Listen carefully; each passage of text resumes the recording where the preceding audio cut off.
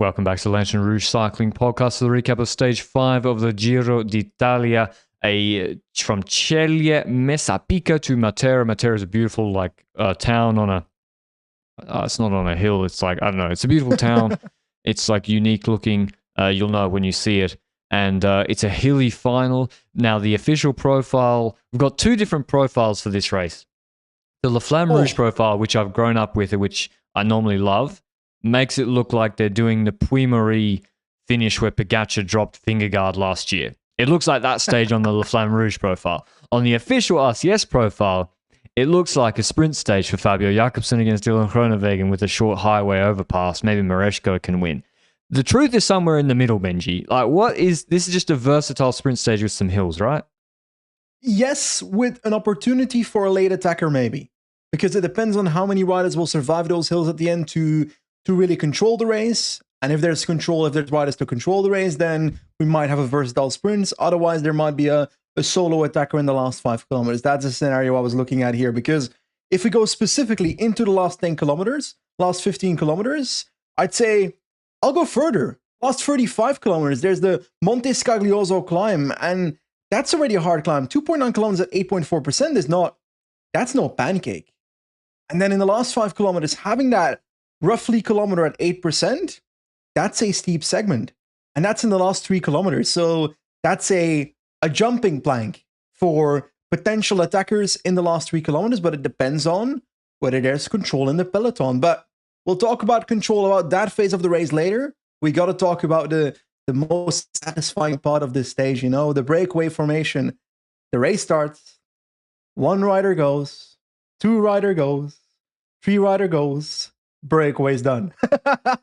It's so easy on these stages. Davide Baez, Lorenzo Milesi, and Epis Giosue. So we've got Polti Movistar and Arkea in this breakaway. Question for you. Is there something the race organizers can do to make breakaways more likable for teams to go into? Is there a way where... Money. Someone on Twitter proposed this. You said money or UCI points? Oh, now we're talking. Imagine there was 25 UCI points at these intermediate sprints. Astana and Picnicker in the break. Now that's a good... Who tweeted that? Get them a job somewhere. I'm afraid that's a good idea. I was just thinking what makes the world go around, money. So it's just to boost. I don't know why in UAE Tour they're so keen to go on the breakaway. I mean, there's full television coverage. In the women's, I understand. Like the women's peloton, you would often look on PCS live stats and be like, oh, there's no breakaway. What are they doing? It's a flat sprint stage. It's like, well, why would any team tell their rider to go on a TV exposure breakaway when there's no TV coverage? And now the dynamics of the racing are changing. In the men's, this Giro's got full coverage. So, I mean, is it less valuable than teams thought? I don't know. But yeah, they need to incentivize it more with points, money, whatever. If you do points, though, you'll need to set rules for race organizers that they can't just place 20 intermediate sprints in the race to try and get more teams in the race, more welter teams that want to have UCI points, because then it becomes unfair from race to race, in my opinion. So if the UCI ever considers an idea like that, it needs to be properly regulated for the race organizers. Anyway, we were just brainstorming, having a brainstorm session here about what could make those sprints more interesting. The fact is that I'm looking at those sprints and I see the breakaway take the first 3 spots, which means that, reminder, there's 3 sprints in each stage. 2 of those are intermediate sprints for points. One of them is a Red Bull kilometer. I always want to call it Red Bull KOM, but it's not that. It's a Red Bull kilometer where the first 3 riders get bonus seconds. In this stage, that Red Bull kilometer was taken by the breakaway, the 3 riders, so no bonus seconds for the peloton. That's important to note. We're now going to talk about the other intermediate sprints for a second.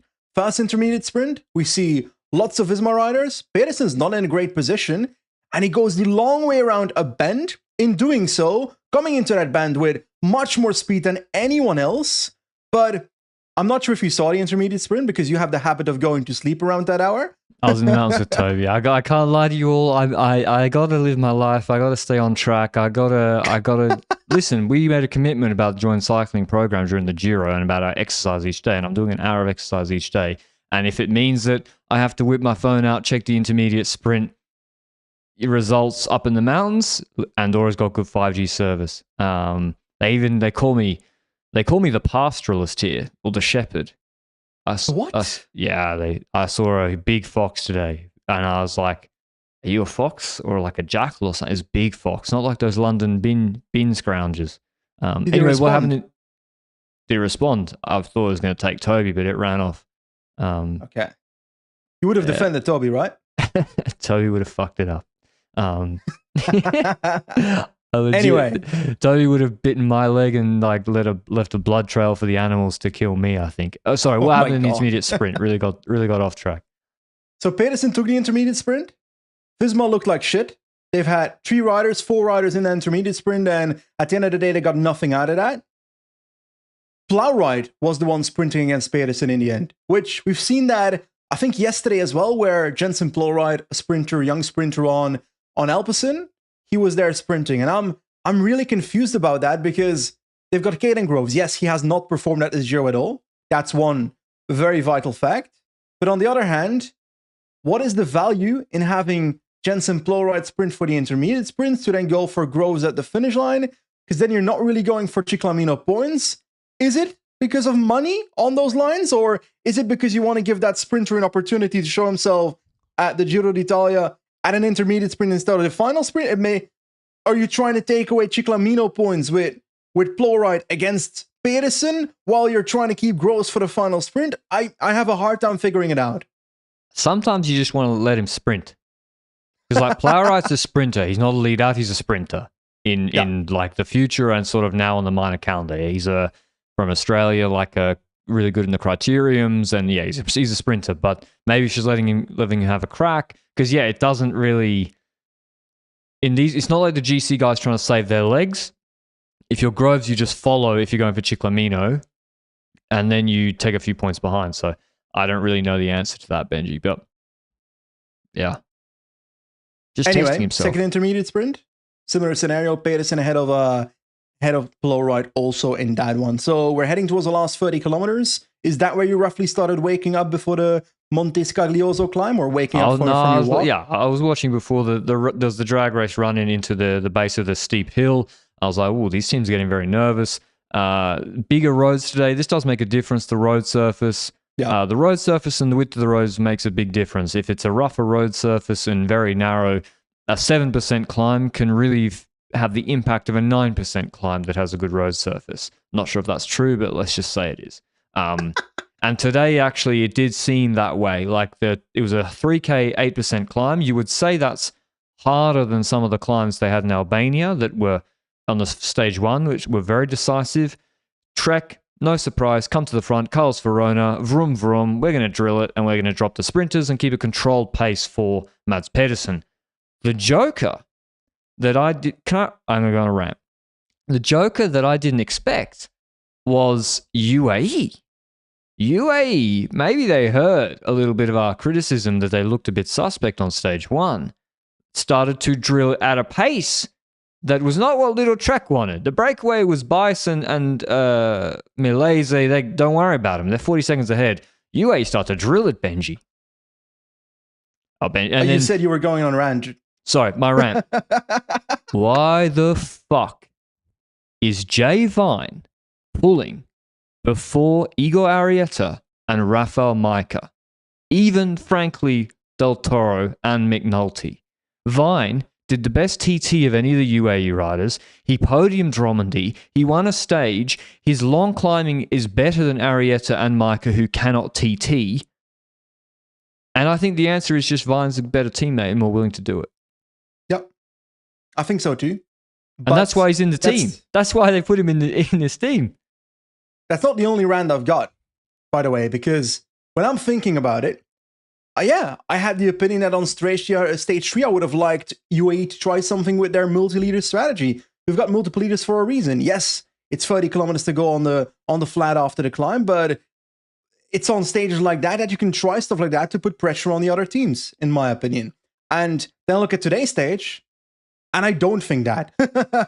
Not at that point in the race, at least. I see maybe an opportunity in the last 5 kilometers if you've still got multiple riders there to go for a a flyer, that's very viable. That's a viable strategy. But the way UAE was hard pacing faster than Little Trek was trying to on these climbs, it didn't just drop sprinters.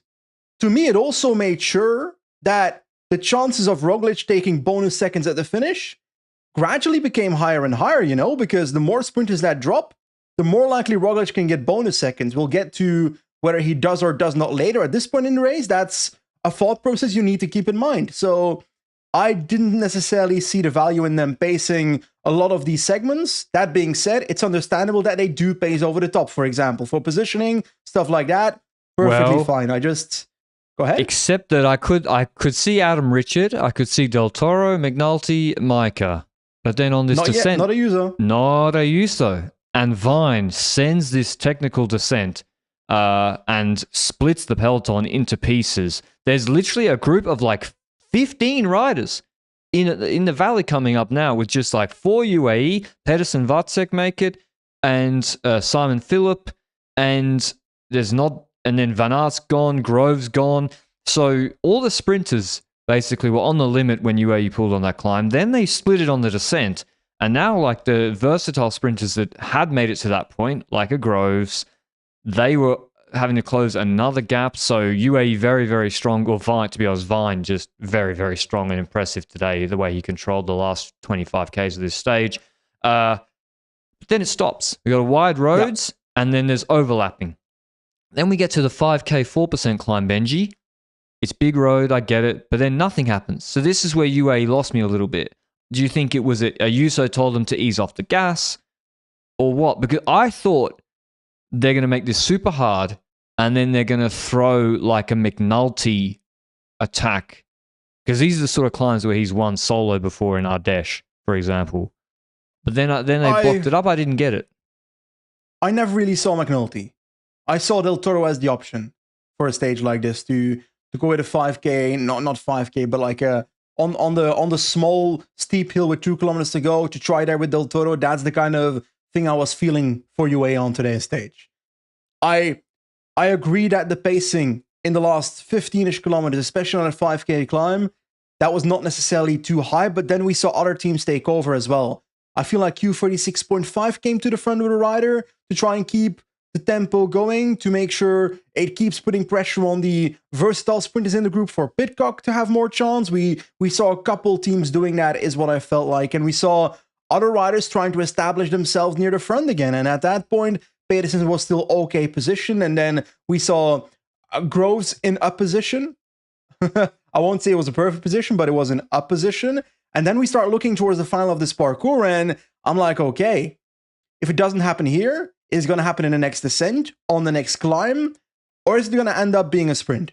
The next descent, we see some stuff. I feel like, is that the descent where McNulty lost the wheel? The descent before the steep segment? Yeah, there was a steep descent with like some switchbacks, and I was thinking, UAE, then I was thinking, this is the plan. Vine sends it. Micah closes the gap 3 times. UAE could have had a split with Vacek, Del Toro, Vine. There was big gaps, and Pedersen's not going to close it to Vacek ahead. And I was really confused. I was like, well, just let it go. Like, you could create a big problem here. Anyway, doesn't happen. There's like then another drag that's not so steep going up to the final descent into the kicker. And indeed, this is where everyone gets in position. This is where actually UAE get crowded. As you said, Howson and all their riders at Q365, they're trying to position Pidcock. It's a great finish for him.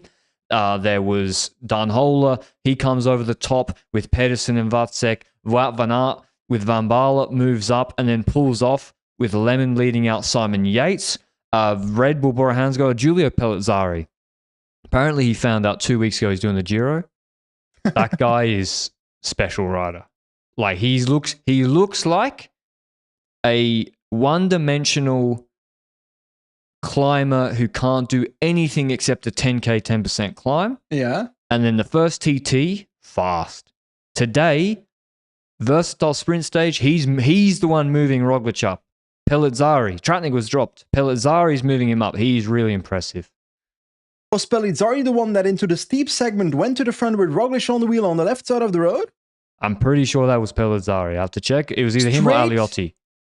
Straight into the steep climb. In doing so, putting Roglič into second position ahead of everybody else. Immediately, Pellizzari/Aliotti, whoever it is, goes off the front. Roglič, I was thinking, okay, it's about to go off. It's about to explode here. Roglič steps off, but doesn't really step off. It felt like when you're playing football, European football that is, and you do like a trick to pretend you're going to do something and you don't do it. That's what the attack of Primož Roglič felt like here. Because to me, it didn't feel like a real attack, no? I couldn't really tell. It was kind of like, if you, again, I keep referring to it, but the Barcelona stage, it looked like he gave it a bit of gas and then he was looking for a split somewhere. And if he sees a split, he's going to really push it. Even the intermediate sprint 2 days ago, I feel like he didn't really go for it in the end. And sorry, it was Aliotti, but Pellizzari was doing positioning work before. Yeah. But it was Aliotti who was very good into that final and it's all that position. And as we see that right-left, it is Aliotti, Roglič, Vácek, Simon Yates fighting Pedersen for the wheel of Vácek, Del Toro in good position, Kielich leading out Edward Plancard or Groves. Actually, no, Groves right there. Groves entered in P6, Ciccone there as well. And yeah, this attack of Roglič, I'm just watching it back now. I think he was hitting it. Because Del Toro was sliding, and actually Pedersen cooks himself responding. Because he responds like in the wheel to that attack, and then Roglič stops. Vácek drops Pedersen off the wheel, which he is kind of remind me of Soderfist and Milan in Valencia. Then Del Toro goes to the wheel of Vácek. Ciccone was labouring.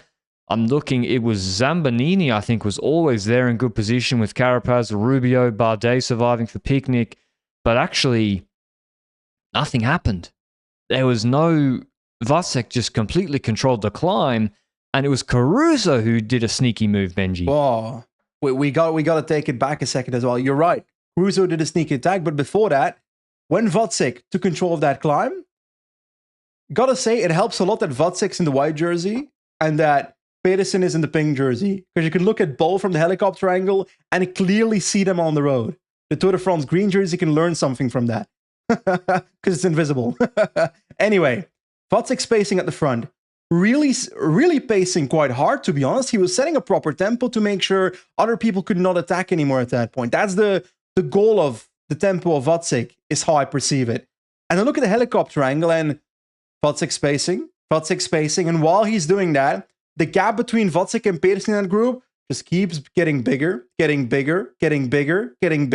the point that Pedersen is just falling through the group, rider by rider by rider. Vácek was literally dropping Pedersen at this point on this climb. But it was all about, can Pedersen get over the top of this climb in this group? But to be honest, with 2 kilometers to go, 1.5 kilometers to go, when you saw Pedersen in position 35 or something on the climb, 30 maybe, when Vácek was pacing, how much chance did you give him to win today's stage at that point? A little bit of a chance, but then I gave him much less of a chance. The last corner's at 1K to go. He's still P30. The 1K to go, still P30, and it's still Luis Aula, I think, had countered off the Caruso move, and it's still Vácek closing it down. Edward Plancard moves up with Brandon Rivera on his wheel, and I'm like, well, who's going to bring Pedersen up? Under the Flamme Rouge, he's got no teammates around him. Vácek's pacing, so if Vácek stops, like, he will get overwhelmed, but then no one will be able to bring Pedersen up, and Pedersen brings himself up on the train of, I think it was Bardet. I'm not sure who was leading out for Picnic. Was it Van Uden? Anyway, Pedersen moves himself. If you go and watch the tape, from 900 meters to go to the corner at 700, he moves to the front of the race. That's where he saves his race. Vácek holds position. Groves wasn't able to do that. It was too late. Groves couldn't move up for that corner. And then the positions were basically set because Picnic, Postenel do the lead out. Vácek does the lead out for Pedersen.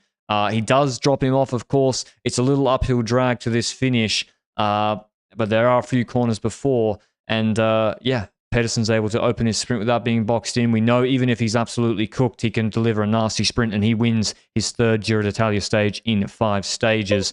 with another incredible bit of work. Matthias Vacek, MVP of the day. Pidcock got in the wheel. You're not able to come out of it. Zambanini comes from way back. From way back. He shoots all the way under the barriers, but he isn't able to beat Pedersen. Speed bump in the last 50 meters, by the way. I'm not sure if they flattened it out or not. But yeah, pretty exciting finish. I think it's not a hot take to say that Vacek could have easily won the stage itself. He was so incredibly strong. In another world, yeah, you use Ciccone to like split the climb, and then it's a sprint of 10, 12 guys, which is what I actually expected today, and not a sprint. Again, it was kind of similar to the Demar stage in the end. It's a sprint of 60 guys. Now, because it's so short to the finish, like half those guys aren't, like most of those people aren't sprinting at all, but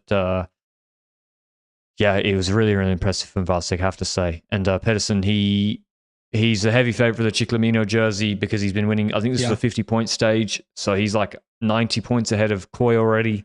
And yeah, he's looking very, very good for that indeed. But yeah, we nearly had it. I should do the full top 10. Zambanini, then Pidcock, Aula, Fiorelli, Benji's favorite 5th, Stora, Pacher, Brenner Rivera, my pick, Caruso 9th. We love it. Del Toro 10th. I think that was UAE's plan. I think UAE wanted it to be a 12-man sprint with Del Toro, which is fair enough. It just was track just controlled it too well. I got to give some credit to Bahrain because over the last couple of days, they've been a team that is maybe not obvious to mainstream viewers, but left and right throughout the race, they've been trying stuff.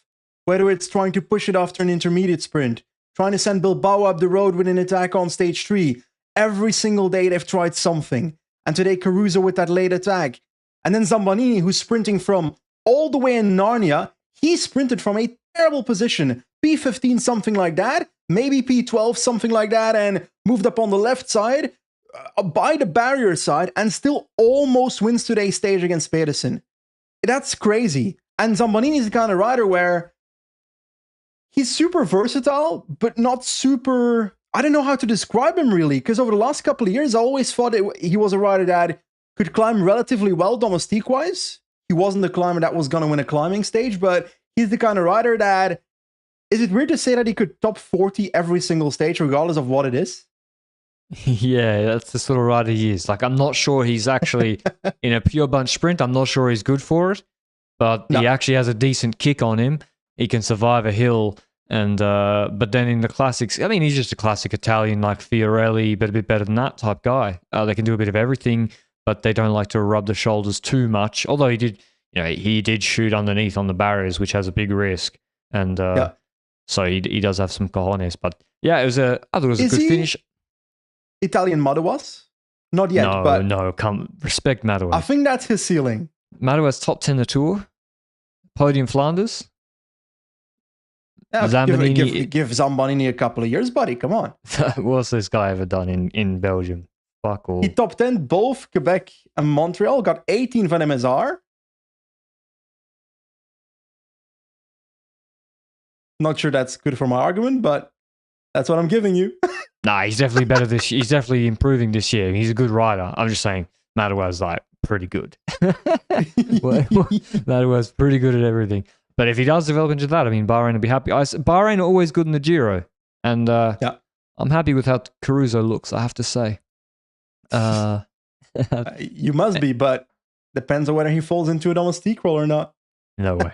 I think this was a good stage. Could have been, if there were some GC attacks, it would have been, apart from Roglič, credit to Roglič for trying, but it was missing. I was hoping another GC guy would have really gone for it. But it's probably super, super hard, and they couldn't, which is usually the reason why. I will say, from the intermediate sprints, it felt to me that Affini was leading out Coy for Visma Lease bike. Wout van Aert was either pacing before the intermediate sprint or riding as a sweeper in the intermediate sprint and then not really sprinting to be a sweeper in the first place. Wout van Aert hasn't helped much at these intermediate sprints today, and I have a hard time figuring out how they're going to move towards the next sprint. For example, tomorrow's stage, and then look at how we're going to take on that sprint, because Affini was the guy that did it yesterday. Wout van Aert was not present there. But if they only work with Affini for the lead out tomorrow, Coy still almost won yesterday. We can't forget that. Yeah, but Affini's not the last man.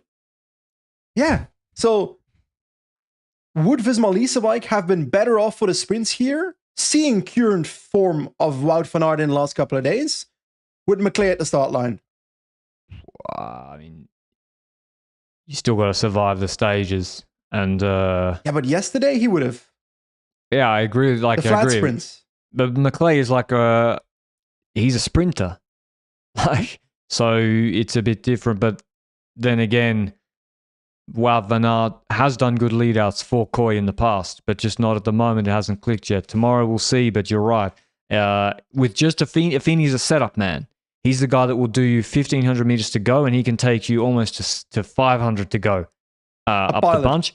But he doesn't have that explosivity to take you from wheel 5 in the last 500 past other lead-outs, which is what a real lead. To be honest, Benji, with Kooi, at the intermediates, just put him on Pedersen's wheel with a K left to the intermediate and then just leave him there. Yeah. Like, he's faster. So, yeah, I mean, easier said than done, obviously. But we'll see tomorrow. Tomorrow's should be a sprint stage, although we have seen breakaways win this type of stage. It does start with a 5K, 4% climb, 230K stage, so it's very, very long, but gradual climbs. We have like a 20K, 4% climb. It's category 2. There's a sprint a third of the way up it, then other rolling hills. There's a 5K, 6% climb, 120K, 110Ks from the finish, although the last climb is about 80Ks from the finish. The bonus sprint is on the flat. Unfortunately, I think the bonus sprint today, by the way, the bonus sprint should have been on top of the 3K, 8% climb. That would have been really good, but it wasn't. Yeah. Break really has a chance tomorrow, Benji. The problem for it is Visma are going to control. Picnic are going to control. Who else is here? Wanty will control if Tyson survives. Alpecin will control for Groves. Trek will still put a rider. They'll still put a guy. It's going to be tricky. And to be honest, the gradients also don't necessarily shout at me. If you've got a 19-kilometer climb and I see 3.7%, and I'm like, okay, that's for professional riders, that's a false start uphill. And I look at all these climbs and it's similar gradients, so I don't see problems to control the breakaway tomorrow. And at the end of the day, I think Kooi survives and wins. And I don't think he needs Wout to do that in his lead out. Yeah, it's not a sort of a city circuit. I think it being a little bit more thinned out with the longer stage is good for him. He won that Tirreno sprint after like 6 hours of racing in the rain. So yeah, I would have also probably gone with Kooi, but I will go instead with Sam Bennett. Still believe, and yeah, that's what I think. Even if all these other teams don't control it, I still think Little Trek will be able to control any breakaway that shows up. Because at the end of the day, we'll start tomorrow's stage. We'll be super hyped about, who will go in the breakaway? And Tarozzi with 2 Italian friends will be in there. So we both know it will happen. I'm looking at EF for the breakaway sort of guys. They've got Rafferty, Shaw, Asgren. These are the sort of guys, Duel, you might see in a breakaway. Cofidis, like, they're not going to go on the break. They got Fretin. They're not going to. Arkea might with, I mean, they've even got Mozzato, so, but Arkea might, I guess. But I really see few teams motivated. Groupama FDJ with Genietz or Pacher could go on the breakaway. Ineos maybe with Tarling. I'd say, yeah, the one guy you just don't let in the break tomorrow is Tarling, to be honest. And then every other team you can let him in. Sure. Deal. Sorry, Josh Tarling.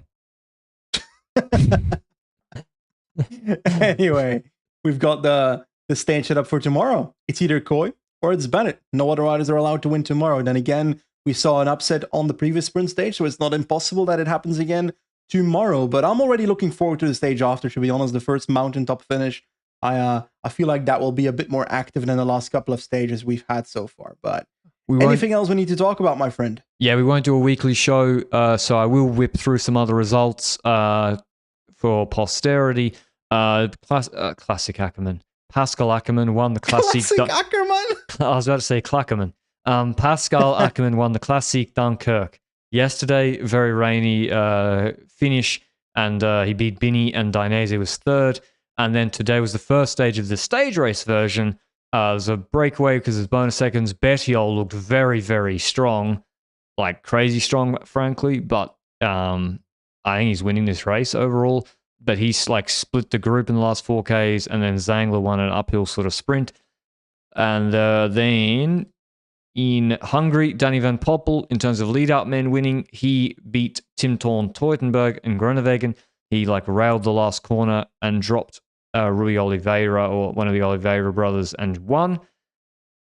And in Navarra, apparently bad weather, but Kat Ferguson takes her third professional victory already, but the first at .pro level. She wins an uphill sprint against Soraya Paladin. So it's good to see Ferguson. She's had a lot of crashes and bad luck this year, getting some runs on the board. That's it, I think, Benji. For the pro You're races. not going to Orland Nations Grand Prix, my friend. I'm not. We're I almost haven't down the entire list. Emmanuel Uku beat Jed Smithson and Mathieu Kockelman in Orland Nations Grand Prix, which is a Polish race, a Nations Cup U23 race. Benji was there. Yeah, so he'll was there on the provide a ground. report Sure. in due course. Tomorrow we have Dunkirk and some other stuff. Anyway, that's the racing. Hope you enjoyed the recap of Stage 5 of the Giro. Another sprint stage tomorrow, and we'll see you the recap then. Ciao, ciao.